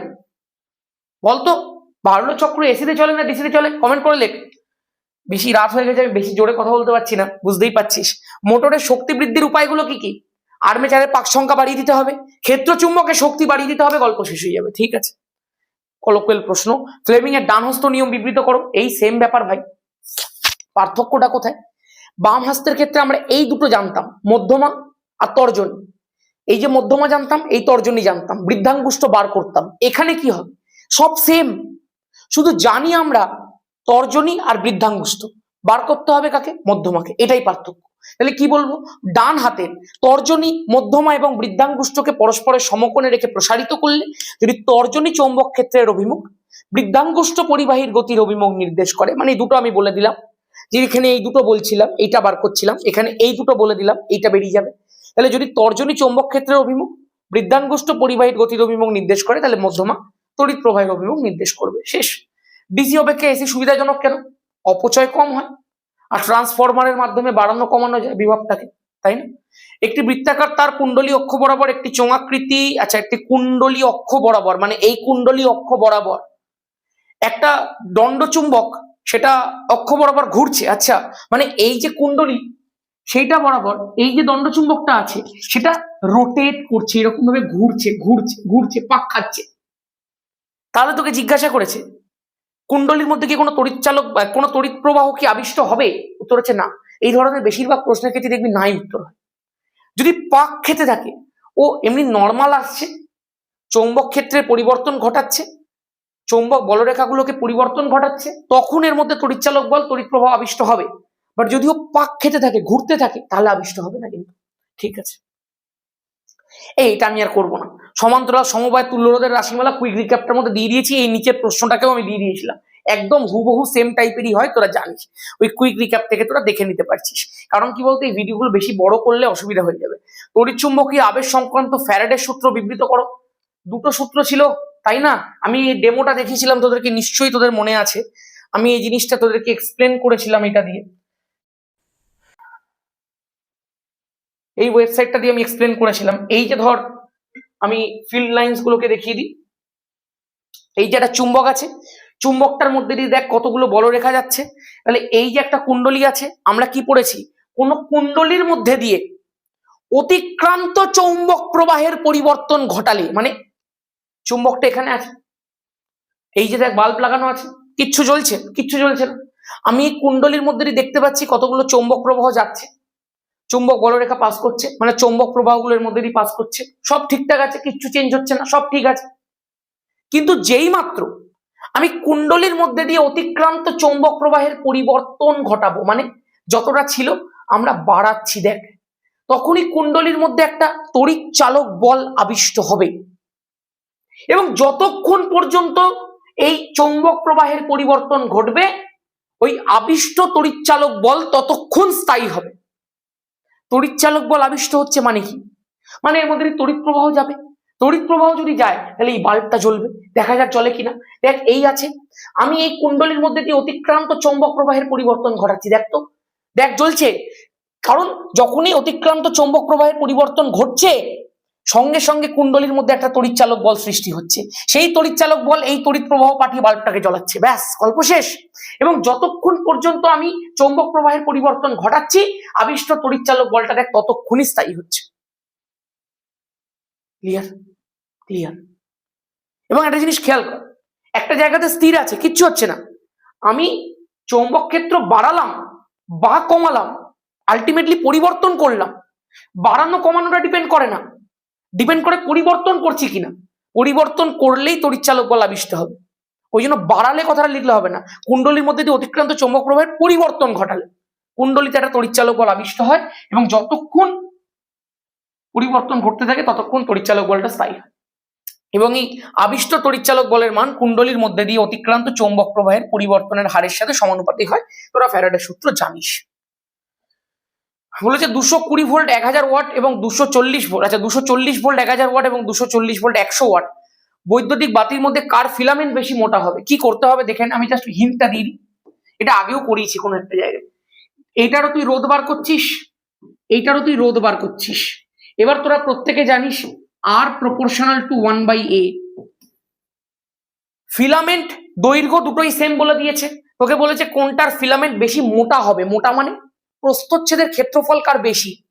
আরে ভাই, যার প্রস্থচ্ছেদের ক্ষেত্রফলটা বেশি চেয়েছে তার রোধটা তো কম হবে রে ভাই। তাহলে তোকে দেখতে হবে কার রোধটা কম, দুটোর রোধ বার করে দেখ কার রোধ কম। যার রোধ কম তার প্রস্থচ্ছেদের ক্ষেত্রফল বেশি, তাহলে সে বেশি মোটা। ক্লিয়ার? নেক্সট, পরিবর্তী প্রবাহ সমপ্রবাহের পার্থক্য পারবি। এসি ডায়নামোতে উৎপন্ন তড়িৎচালক বলের মান কিভাবে বৃদ্ধি করা যায়? সেম, পাক সংখ্যা বাড়িয়ে, চুম্বকের ক্ষেত্রফল, ক্ষেত্র চুম্বকের শক্তি বাড়িয়ে, সব সেম। ভারতবর্ষে উৎপন্ন পরিবর্তী প্রবাহের কম্পাঙ্ক কত? খুব ইম্পর্টেন্ট প্রশ্ন কিন্তু, 50 হার্টজ, অনেকে জানিস না এটা। নেক্সট, লেঞ্জের সূত্রটি বিবৃত করো। আরে ভাই, এই যে জিনিসটা তুই দেখতে পাচ্ছিস, এই যে জিনিসটা দেখছিলাম আমরা এক্ষুনি, এই যে যখনই এই যে ধর এখানটা চুম্বকটা রাখা আছে, চুম্বকটা এখানে নর্থ পোল আছে, চুম্বকটা যাচ্ছে আস্তে আস্তে যাচ্ছে যাচ্ছে যাচ্ছে যাচ্ছে, অতিক্রান্ত চৌম্বক প্রবাহের পরিবর্তন ঘটছে ঘটছে ঘটছে ঘটছে ঘটছে ঘটছে ঘটছে ঘটছে তড়িৎচালক বল আবিষ্ট হচ্ছে। এবার এই যে তড়িৎচালক বলটা এতটা বেঈমান, এতটা স্বার্থপর, যে একে সৃষ্টি করছে, যে একে আবিষ্ট করছে, ও সেই কারণটাকেই বাধা দেবে। কিভাবে বাধা দেবে না, এই যে নর্থ পোলটা যাচ্ছে, এখানটাতে একটা নর্থ পোল সৃষ্টি করবে, যাতে নর্থ পোলটা যেতে বাধাপ্রাপ্ত হয়, যাতে ও সামনে না আসতে পারে, যাতে চৌম্বক প্রবাহের পরিবর্তন না ঘটতে পারে, যাতে ও সৃষ্টি না হতে পারে। ও নিজের সৃষ্টির কারণটাকেই বাধা দেয়। এই জন্য আমি তোদেরকে এরকম ভাবে শিখিয়েছিলাম কুইক রিক্যাপটার মধ্যে, যে ধর এই কুণ্ডলী আছে, এই যে ধরো একটা চুম্বক আছে, এখানে নর্থ পোল, এখানে সাউথ পোল, চুম্বকের মধ্যে দিয়ে ধরো এরকম ভাবে চুম্বক ক্ষেত্রগুলো যাচ্ছে, এরকম ভাবে বলরেখাগুলো যাচ্ছে। ধর আমি এটাকে সামনের দিকে এগোচ্ছি, তাহলে কুণ্ডলীর মধ্যে দিয়ে চৌম্বক প্রবাহের পরিবর্তন ঘটবে, কুণ্ডলীতে তড়িৎচালক বল আবিষ্ট হতে চাইবে, কুণ্ডলীর সঙ্গে সঙ্গে কি করবে, এখানটা নর্থ পোল সৃষ্টি করবে। এটা চুম্বকটাকে সামনে আসতে দেবে না, তার ফলে সৃষ্টি হতে পারবে না। ও নিচের সৃষ্টির কারণটাকেই বাধা দিচ্ছে। এটা তৈরি কে করছে? যে তড়িৎ প্রবাহটা এখানে সৃষ্টি হচ্ছে সে তৈরি করছে, কারণ আমরা জানি তড়িৎ প্রবাহ চুম্বকত্ব সৃষ্টি করতে পারে। এই চুম্বকটা সামনে এগোচ্ছে, যত তড়িৎ প্রবাহ সৃষ্টি হচ্ছে, তড়িৎ প্রবাহটা এখানে নর্থ পোল সৃষ্টি করছে যাতে ও সামনে না এগোতে পারে, যাতে ও সৃষ্টি না হতে পারে। এবার আরেক ঝামেলা দেখবি, অপমান সহ্য করতে না পেরে চুম্বক আস্তে আস্তে পেছনের দিকে সরে যাচ্ছে। কুণ্ডলী নিয়ে কেন সরছিস ভাই তুই? অপমান সহ্য করতে না পেরে চুম্বক আস্তে আস্তে পেছনে সরে যাচ্ছে। এবার যখন পেছনে সরছে তখনও তো চৌম্বক প্রবাহের পরিবর্তন ঘটছে, তাহলে তখনও নিশ্চয়ই তড়িৎচালক বলা তড়িৎ প্রবাহ সৃষ্টি হবে। আরো বড় ঝামেলা, এবার ওকে পেছনেও সরতে দেবে না। এই যে তড়িৎ প্রবাহটা সৃষ্টি হয়েছে সে এখানে এবার পেছনে সরছে, সাউথ পোল সৃষ্টি করবে। কারণ ও তো সামনে এগোলেও সৃষ্টি হবে, পেছনে গেলেও সৃষ্টি হবে, কারণ চৌম্বক প্রবাহের পরিবর্তন ঘটছে। ওকে কোনোটাই করতে দেবে না, সামনে এগোলে নর্থ পোল, পেছনে গেলে সাউথ পোল সৃষ্টি করবে। তুই ওখানে দাঁড়িয়ে থাক ভাই, তুই কোনো দিকে এগোবি না। এবং দিস ইজ লেঞ্জের সূত্র।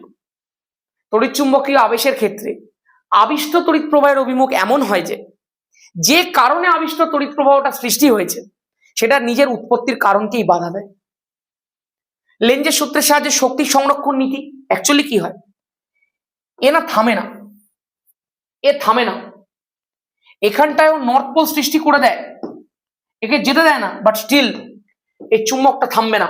ওই নর্থ পোলের বাধাটাকে এড়িয়ে বাইরে থেকে যান্ত্রিক কার্য করে, আমরা ধর কার্য, এই যে বাইরে থেকে আমি কার্য করছি, এটা ঠেলে নিয়ে যাচ্ছি, বাইরে থেকে কার্য করে ওই নর্থ পোলের বিরুদ্ধে আমি চৌম্বক প্রবাহের পরিবর্তন ঘটাবো। এই যে আমি বাইরে থেকে যে কার্যটা করলাম, বাইরে থেকে যে শক্তিটা আমি দিলাম, এই শক্তিটাই অ্যাকচুয়ালি গিয়ে এখানটাতে তড়িৎ প্রবাহের সৃষ্টি করছে, এখানটাতে গিয়ে সেটাই অ্যাকচুয়ালি ওই বিদ্যুৎটা তৈরি করছে, ওই কারেন্টটা তৈরি করছে, ওই কারেন্টের শক্তির মধ্যে ওটা কনভার্ট হচ্ছে। মানে আমি বাইরে থেকে জোর করে যে কার্যটা করছি, আমি বাইরে থেকে যে কার্যটা দিচ্ছি, আমি বাইরে থেকে যে শক্তিটা দিচ্ছি, সেটাই ওখানে গিয়ে বিদ্যুৎ শক্তিতে কনভার্ট হচ্ছে। তাহলে শক্তির সংরক্ষণ ঘটছে, আমি যে শক্তিটা দিচ্ছি ওই শক্তিটাই ওখানে কনভার্ট হচ্ছে, শক্তি রূপান্তরিত হচ্ছে। এই জন্যই বলা হয় লেঞ্জের সূত্রটা শক্তি সংরক্ষণ নীতি মেনে চলে। এটা একটা অঙ্ক আছে, যে অঙ্কটা আমার খুব ফেভারিট একটা অঙ্ক এবং পরীক্ষাতেও আসার মতো অঙ্ক। বলে দিয়েছে যে 1.5 ওয়াট এবং 2 ওয়াট ক্ষমতা সম্পন্ন টর্চের দুটি বাল্বকে 3 ভোল্ট তড়িৎচালক বলের সঙ্গে ব্যাটারির সঙ্গে পৃথক পৃথক ভাবে একবার শ্রেণীতে একবার সমান্তরালে যুক্ত করা হয়েছে। আচ্ছা, আমি রেকর্ডিং হচ্ছে কিনা একবার জাস্ট লাস্ট বারের মতো দেখেন। অনেক বড় হয়ে যাচ্ছে রে ভিডিওটা, বড় হওয়াটা উচিত নয়। চল, একবার শ্রেণীতে যুক্ত করা হয়েছে, একবার সমান্তরালে যুক্ত করা হয়েছে। তাহলে বলে দিয়েছে কোন ক্ষেত্রে কোনটা উজ্জ্বল ভাবে জ্বলবে। আমি এক কাজ করি, প্রথমে দুখানা রোধ বার করি। প্রথমে আমি কি করব, P1 equal to V1 square divided by R1। P1 কত দিয়ে দিয়েছে বল, 1.5 ওয়াট। V1 স্কোয়ার, V1 কত দিয়ে দিয়েছে, V দেখ, V12 লেখা লাভ নেই, কারণ দুটো V সমান। কত দিয়ে দিয়েছে, 3 ভোল্ট, তাহলে 3 ইন্টু 3, নিচে হয়ে গেল R1।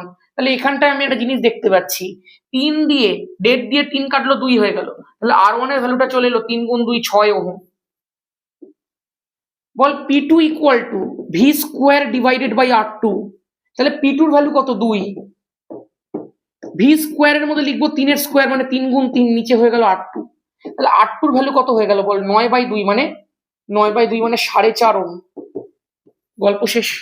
আমি দুটোর ক্ষেত্রে রোধটা বার করে নিতে পেরেছি। এইবার আমি কি করব, আমি প্রথমে সেটাকে শ্রেণী সমবায়ে যুক্ত করছি।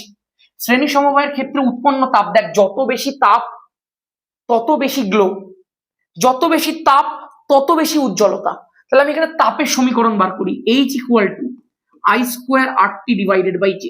দেখ, দুটোর মধ্যে দিয়ে সেম সময় ধরে আমি কারেন্ট পাঠাচ্ছি, দুটোর মধ্যে দিয়ে যেহেতু শ্রেণী সমবায় আছে, দুটোর মধ্যে দিয়ে সেম কারেন্ট যাচ্ছে, আর জুল তুল্যাঙ্ক তো দুটোর ক্ষেত্রেই সেম।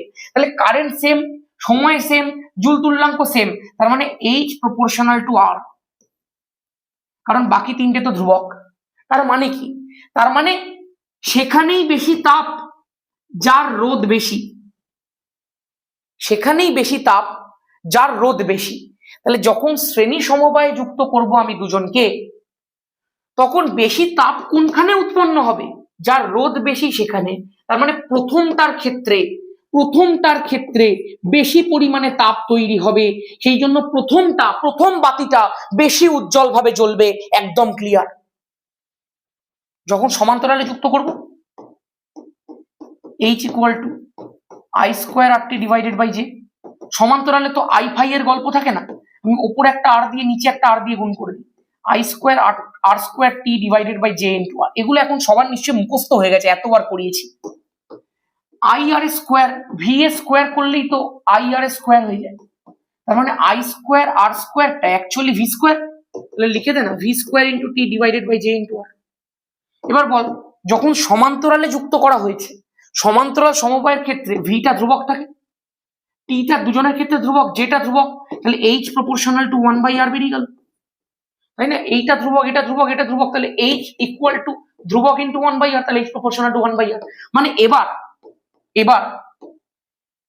যেটার রোধটা বেশি সেখানে তাপটা কম, আগের বারের উল্টো। আর যার রোধটা কম সেখানে তাপটা বেশি, শেষ। তার মানে কোনটায় তাপ বেশি? এবার যার রোধ কম মানে সেকেন্ডটায়, তার মানে সেকেন্ডটা উজ্জ্বল ভাবে জ্বলবে। তাহলে শ্রেণী সমবায় প্রথমেরটা যার রোধ বেশি, আর সমান্তরাল সমবায় দ্বিতীয়টা যার রোধ কম। ক্লিয়ার? একটা বিওটি অঙ্ক দিয়ে দিয়েছি লাস্টে।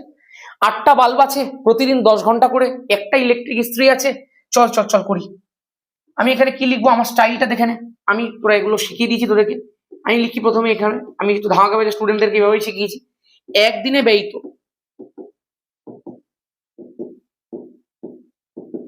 তড়িৎ শক্তি, একদিনে ব্যয়িত তড়িৎ শক্তি কত? চিন্তা করে দেখবি, হ্যাঁ মন দিয়ে। 8টা বাল্ব আছে, প্রত্যেকটা 60 ওয়াট করে, দিনে 10 ঘন্টা চলছে, প্লাস একটা ইস্ত্রি আছে 1.5 কিলোওয়াট, মানে 1500, মানে 1500 ওয়াট, তাই না? কিলোওয়াট রাখলে তো হবে না, 1500 ওয়াট করে দেবে, 1000 দিয়ে গুণ, 1.5 এর সঙ্গে 1000 গুণ, হয়ে গেল না 1500। ওটাই লিখে দিয়েছি।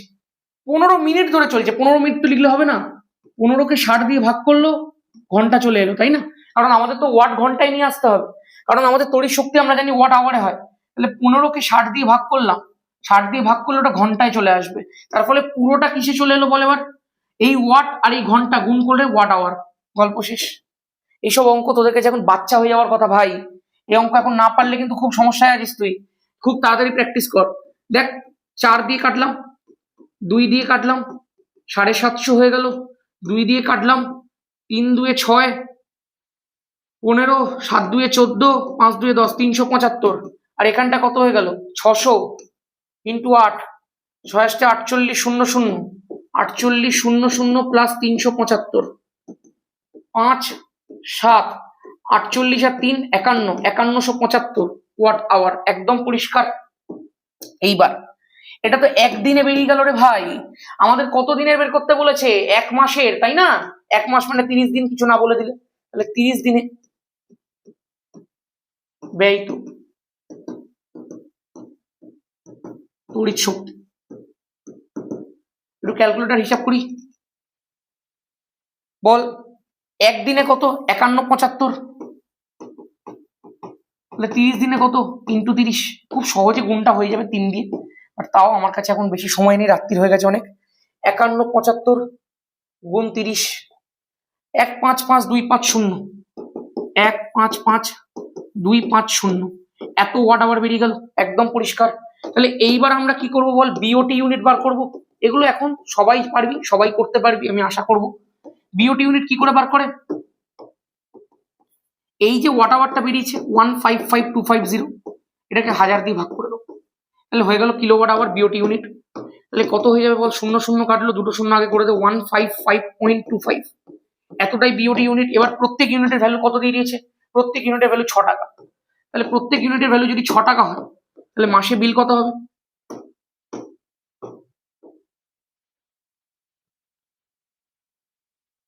সুতরাং খরচ 155.25 ইন্টু 6,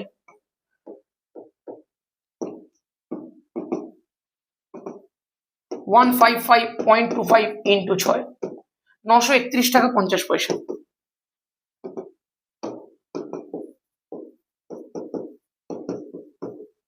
শেষ। খুব সহজ, বহুবার শেখানো আছে। প্রথমে একদিনে ব্যয়িত তড়িৎ শক্তি বার করলাম, কি কি চলছে, ইন্টু কত করে ক্ষমতা, ইন্টু কতক্ষণ ধরে চলছে, ওয়াট আওয়ার গুণ করে ওয়াট আওয়ার হয়ে গেল।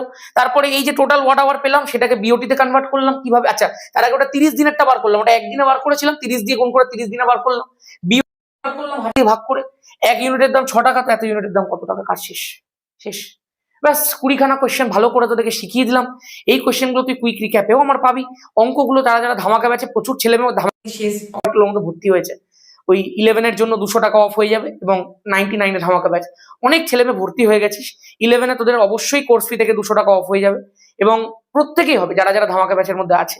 বাকিদের জন্য একটা থার্ড গিফটটা যেটা আছে, ওই গিফটের আন্ডারে এমন তোকে একটা জিনিস দেবো যার ফলে সায়েন্স তুই পয়সার জন্য পড়তে পারছিস না এই কথাটা তুই বলতে পারবি না, আমি তোকে এইটুকু বলতে পারি। বাকি তুই এখন মাধ্যমিকে ফোকাস কর, সব নিয়ে পরে কথা হবে। ভালো করে পড়তে থাক ভাই বাড়িতে, একদম মন দিয়ে পড়। এই লাস্টের মাসটা কিন্তু একবারে হাল ছাড়িস না, একবারে ওই যে যা পরিশ্রম করেছি যদি লাস্টের মাসে হাল ছেড়ে দিই সব চলে যাবে। সেই কারণে মন দিয়ে ভালো করে পড়তে থাক, একদম জান প্রাণ লড়িতে আমি আছি ভাই। এই 20টা করে কোশ্চেনে সব সব সব চ্যাপ্টারে দেবো, আর রাসায়নিক গণনা আসছে, খুব তাড়াতাড়ি আসছে, কোনো চাপ নেই। আজকের মতো এখানেই, সবাই ভালো থাকিস, সুস্থ থাকিস, টাটা, জয় ধামাকা।